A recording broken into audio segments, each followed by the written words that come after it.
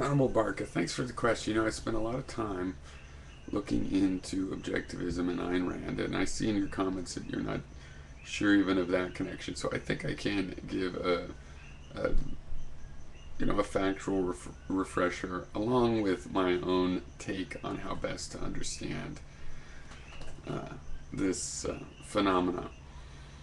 Now, I haven't been watching a lot of videos. I was just figuring around 1 a.m. I could catch up on some videos. It's 2 now.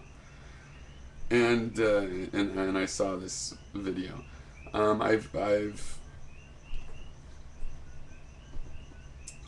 well, as I say, I've not seen whatever the details of the. I watch your videos as well, regularly, but not necessarily the people you're replying to. Like for example, I think you were talking to Fringe Elements, or have mentioned Fringe Elements. You know, I'm familiar with him from years ago. I didn't know he was still on YouTube for a while, but a bit, and I was arguing um, market anarchy with him. It was sort of like a scandal drama that he was really into this racism thing. So market anarchy is one of these libertarian slash objectivist slash they don't want to all be grouped together, anti-government kind of. You get the idea. I kind of like the market anarchy, or something like that, to objectivism. But anyway, objectivism is very specifically the philosophy of the novelist Ayn Rand philosophy. Now, the interesting thing here is really, it's not too hard to confirm. Her books are romantic style books. You know what I mean? Literary, uh, technical term. Based on heroism, like a myth, in the style of that with heroes and villains. And there's always hypocrisy in that, but she uses the term objectivism because of a couple reasons in my estimation. Because of the kind of hero that she believes. She likes a kind of engineer, you know what I mean, sort of a scientist that wants to apply the science. That's what she really is idolizing in her romantic philosophy. So and these are people she thinks of as very rational and just facts oriented, So the semantic of objective in Ayn Rand's objectivism is of the style that if there's a shortage of water, you have to be objective and not give water to the people that don't deserve it as much, or something. It's about, you have to be objective. Don't be a bleeding heart. That's the meaning. And yet they confound that with philosophical objectivism, right? But they don't really understand that too well either. They don't get it, because the philosophy is an intuitive philosophy. It might even be the right philosophy, these romantic kind of philosophies, calling back to archetypes that are inside of us because of millions of years of evolution, that might know how it is most reproductively safe for humans to think. And if we might fail to outsmart that, and it'll turn out that,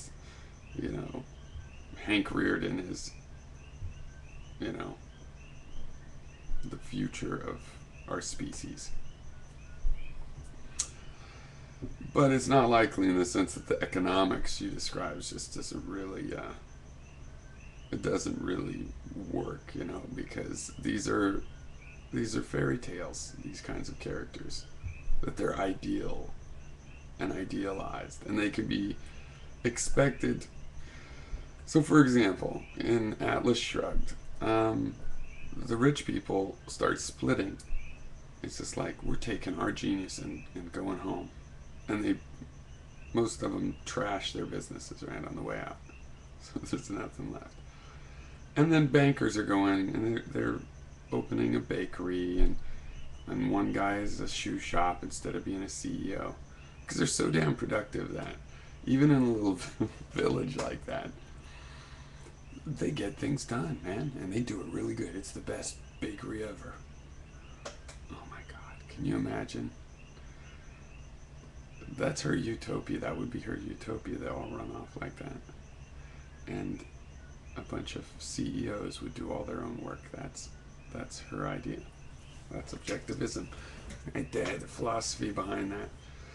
So it's I guess you could praise it as an elaborate justification or rationalization for something that is not about objectivity, but is about heroes and villains. And frankly, the heroes can do something, and it could be okay because the heroes were doing it in their ultimate reasons and all that sort of classic reasoning.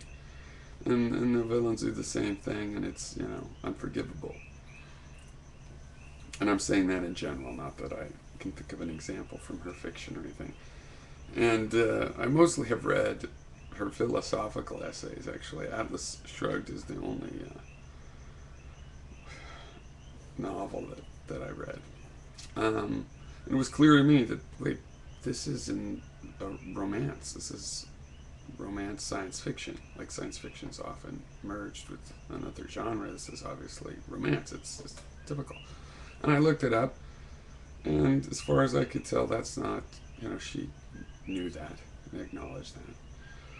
So it's a misuse of the term objective. And yet the irony is that little o objectivism of classical philosophy, which is sufficient to just demolish any of Rand's so-called philosophy,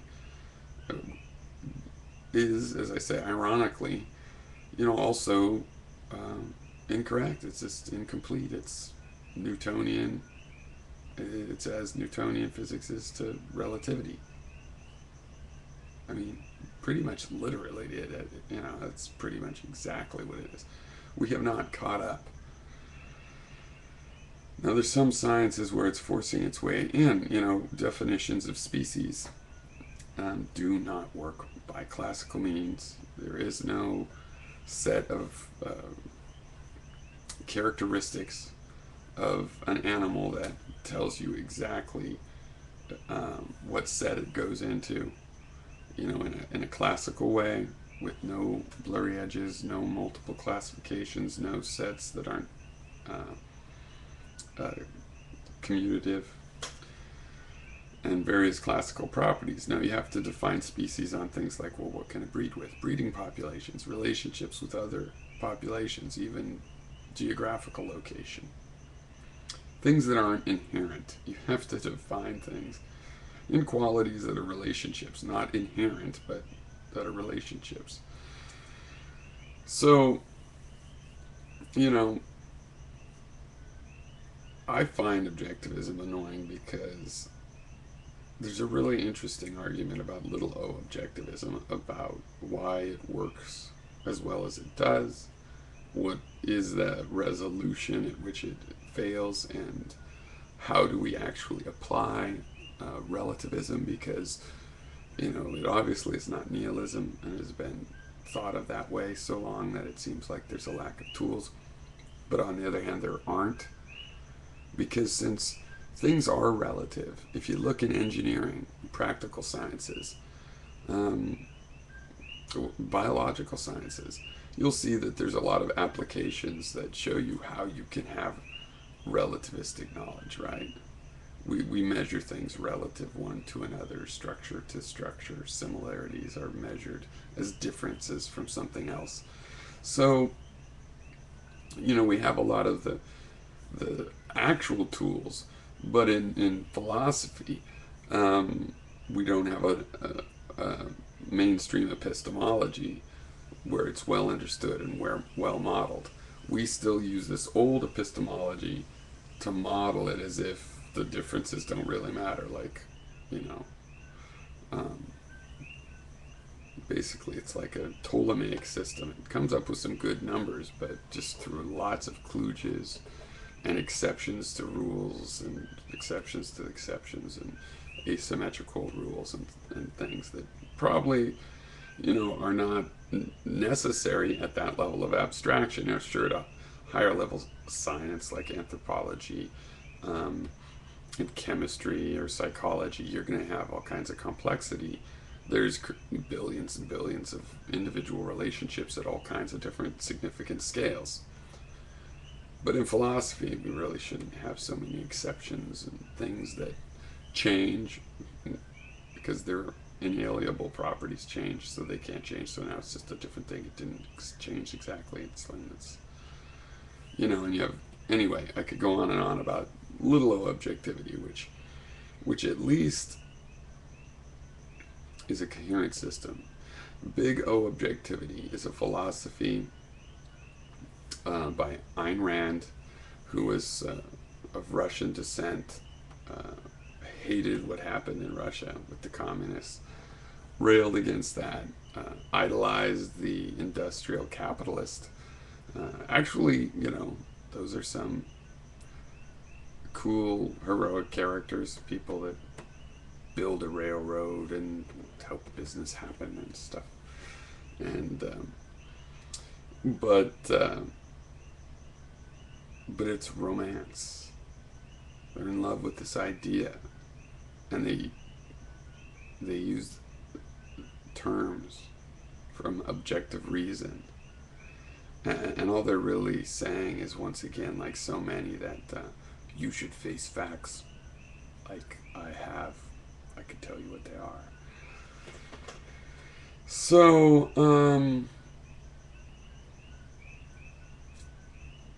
yeah, there's more. I mean, I guess there's an interesting, it draws people with a libertarian bent. I'm a fan of the science fiction author Robert Heinlein, who never bothered to say, oh, I'm a philosopher and have a big movement, but it's obvious that he put a philosophy in his work. It's also sort of a like adventure philosophy, and it's not like a Randian thing. I found there's an odd overlap in fans sometimes.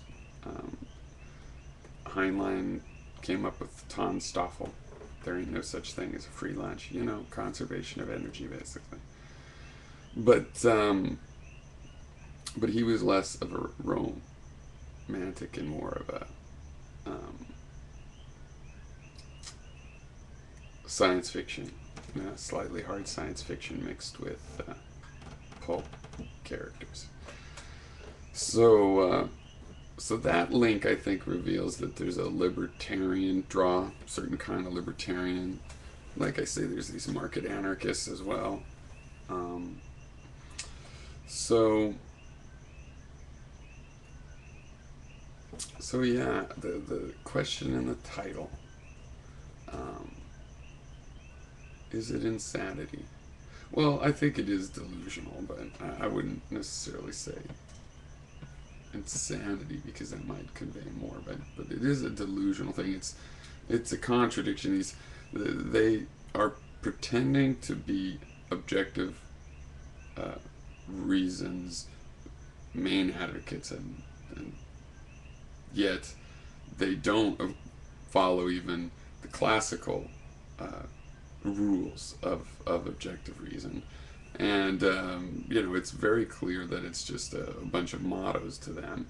And if you want to know what's really going on, it is a hero worship of success. And they have a model of success, and if it's Bill Gates or whomever, then in traditional economy, then they're all for it. They break down if you. Oh, I gotta go. I'm out of time.